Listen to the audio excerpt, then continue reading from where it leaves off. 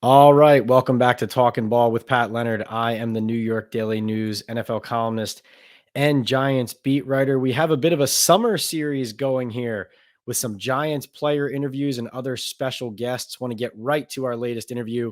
First, want to tell you about Bet Online. Bet Online is your number one source for all your championship finals info, stats, news, and scores. Get the latest odds and lines and the latest matchup reports for this year's NBA and Stanley Cup finals. BetOnline is your sports intel headquarters this season, as we have you covered for all your insider sports wagering needs, from basketball and hockey to MLB, UFC, and boxing.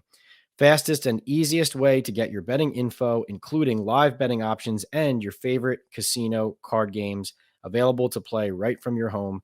Get into the action today. Head to the website or use your mobile device to join, and be sure to use our promo code BELIEVE to receive your 50% bonus on your first deposit. Bet Online, where the game starts. Remember, everybody, subscribe to our YouTube page at PL on NFL. Rate, review, like. Go to Apple, Spotify, subscribe to the podcast. Give us that 5-star rating. We hope you enjoy it. We hope you enjoy our next interview right here on Talking Ball. All right, welcome back to Talking Ball with Pat Leonard. I have a special guest today, Giants wide receiver Parris Campbell. Parris, thanks so much for joining me. Absolutely. Thanks for having me. Welcome to New York. Welcome to New Jersey. My first question is, you're from Akron. You played at St. Vincent St. Mary's. What I want to know is, are we going to have LeBron at MetLife Stadium this year cheering you on? Because I see on social media, he's a big fan of yours. Yeah, man. Definitely might try to work something out. Definitely try to get him up here, though, to catch a game. I'm sure he'd much rather come to New York than Indy, for sure. But, yeah, see, we can see about it, for sure. Why did you choose New York? You're a free agent. You end up signing with the Giants. Why did you choose this team and this offense as coach? Yeah, well, number one, man, going through free agency, obviously the receiver market wasn't as good as everyone thought it was going to be. Yeah, it was weird. It kind of started off slow. 2-3 days into it, it wasn't a whole lot of moving parts. You didn't see a lot of big signings or anything like that. But that third day of when the free agency opened, I remember getting a call from Dave's. And we had literally probably a 15 to 20 minute call, just, him telling me about the organization, what he thought I could bring to the team, to the organization. And that meant so much to me in that moment, because how many head coaches are calling players, during free agency? I think that's rare. So not only did that speak to me about the coach and the person that he was, but it also, let me know that he really, believed that I could help this team. And obviously, just going through the other offers that I had, I just felt like it was the best opportunity for me. Obviously, having played the Giants last year when I was with the Colts, you kind of seen what they were doing on offense and what they were gelling to be. And, not to get into too much of last year, but, them winning the playoff game, making it to the playoffs, and, having an opportunity to go further, I think, it's just the start of, what's to come for, the New York Giants. Was that a FaceTime or a phone call? Because he's famous for FaceTime. It was both. He ended up calling me, just regularly. We talked for a little bit, and then literally 2 minutes later, he ended up FaceTiming me again. It was like, yeah, whatever you need, just let me know. Call me whenever you want. Like I said, and that just went a long way with me. So we're sitting here on day one of mandatory minicamp. I saw Daniel Jones complete 3 straight passes to you. Yeah. I know we're early. I know you were a vet, so these are just practices, but does it say something about your fit, how you're picking it up, and how you're developing chemistry with Daniel, that you're kind of locking in that consistently? Yeah, man. I mean, for me, no matter where I'm at, I always want to step in and, just absorb as much as possible. And I want to be a guy that's known as, a smart football player. I don't want to come in and struggle with learning the offense, and then you get limited reps, and then you're out there, you're messing up. I just always want to be diligent about my work and, how I go about, preparing. So, I just think me having to put the work in and the time and the effort to, get the plays down, and whether that's getting extra reps with Daniel, before, obviously OTAs and stuff started, but we got a chance to work a lot. We had the throwing trip in Arizona with all the guys. And that was kind of my first hoorah with the whole group. But ever since then, we just continued to work, and then obviously when OTAs started, we were getting extra work in. So we just continue to build and build. And, it's like you said, it's early. We got a long way to go. But I'm excited, for what's to come. For sure. Have you and Darius Slayton settled this speed question because he was on my show recently, Yeah. and he has not forgotten your 4.31 at the combine when he Mhm. ran a 4.39. Yeah. He still got a chip on his shoulder. You think we'll ever see you out there on the field, just kind of like running it back, see what's what? Hey man, Slay know what it is, man. And actually, like me and Slay, like it's crazy. Like once we first met in Arizona, like we just clicked, and we've grown close, man. Like we've been hanging out a bunch, man. Talk every day.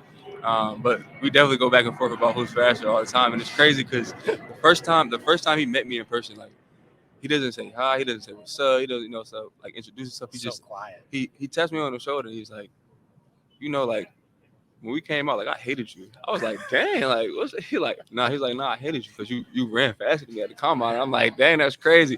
But obviously, he was just joking around or whatever. But nah, like that's my guy. Like he's one of the guys that I've really gone close to.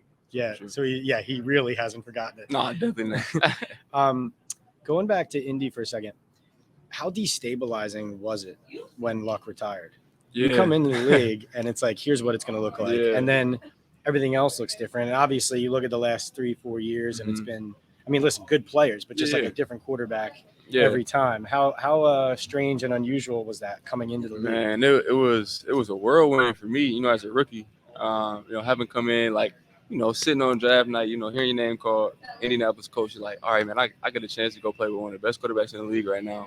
And obviously, as a rookie, that's like your dream scenario. You know what I mean? Like, I'm about to go with a guy that can make me so much better on the field and I can learn from him. You know what I'm saying? So it was like, it was almost like heartbreaking almost because I'm like, hey, I'm about to get a chance to play Andrew Luck. And it just, what I'm saying?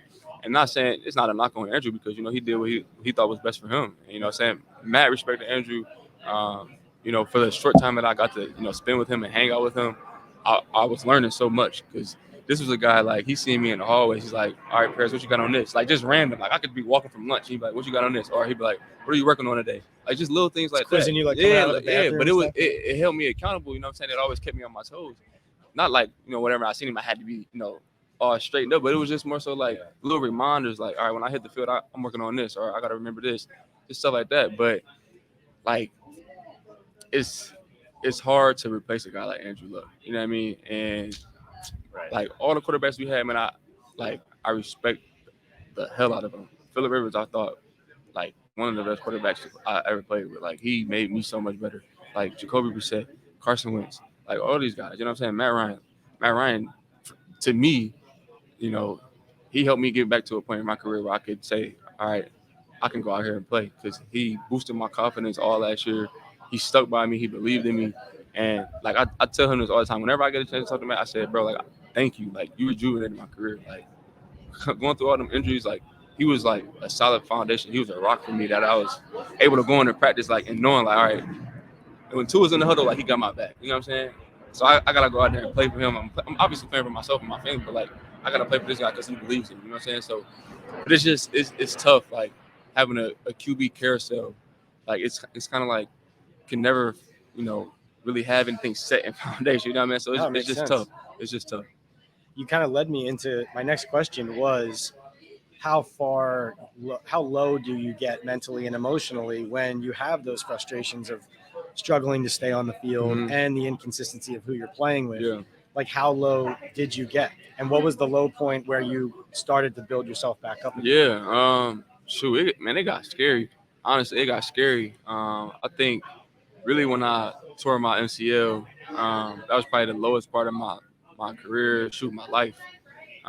Just because, like, I had never, obviously my rookie year, I had 3 different surgeries, and it was like, kept getting the game taken away from me. But, like, I was able to bounce back and come back and, recover from those injuries and get back to playing. But, like, when I turned my MCL, it was like, all right, the rest of the year, you're done. You know what I'm saying? So I had never had that season-ending injury to where it was like I couldn't go rehab and just get right back in 2-3 weeks. You know what I'm saying?